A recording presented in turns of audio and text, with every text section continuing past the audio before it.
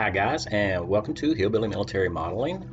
And it's time to start a new project. So this video will be a kit review of that very project. I have chosen the Panzer Kampfwagen IV Ausf by Tamiya in 1/35 scale. And this kit was originally produced in 1977 and it was reboxed in 1985. I think the only thing they changed was the box art. It also lists for around $22 USD. I think I gave $21.60 for it. So let's go ahead and take a look at the instructions. And Tamiya provides us with a history of the vehicle, which is really nice. Also, inside the first flap, we see that Tamiya has given us a breakdown of the early version, the late version, and also the version that was in Africa. For this build, I think the one I'm going to do is going to be the early version. I'm shooting for the invasion of France. That'll give me a gray vehicle for my collection. I don't have any German gray vehicles. So the instructions are broken down in typical Tamiya fashion. The kit also provides us with 3 figures. And there are also a lot of extra accessories for this kit too, for the different versions.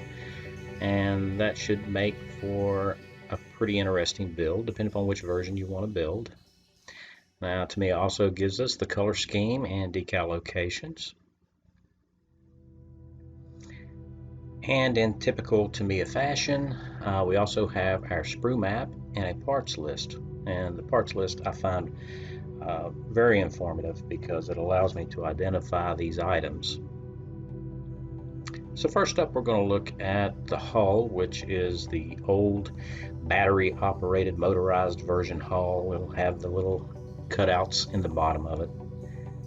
I don't intend to modify this kit. Just build it straight out of the box. This is sprue A, road wheels, final drive, suspension, and they're molded quite well. We don't have any real flash or anything, some seam lines. And here we have sprue B, which is the turret and the upper hull, and also the main armament. Nice detail.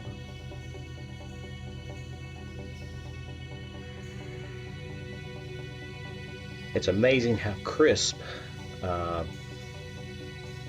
these parts are, considering the age of the molds. As you can see, we have good turret detail, hatch detail.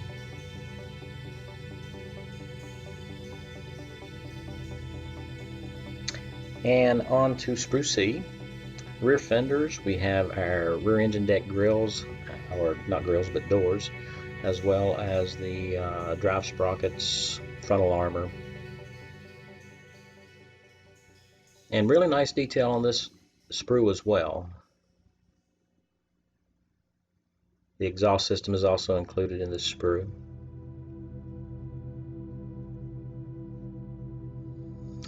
And this is the accessory sprue. It has the modified grilled doors for the rear engine deck, also the toolbox for the back of the turret, the additional armor, most of which we're not going to use because I intend to build the early version.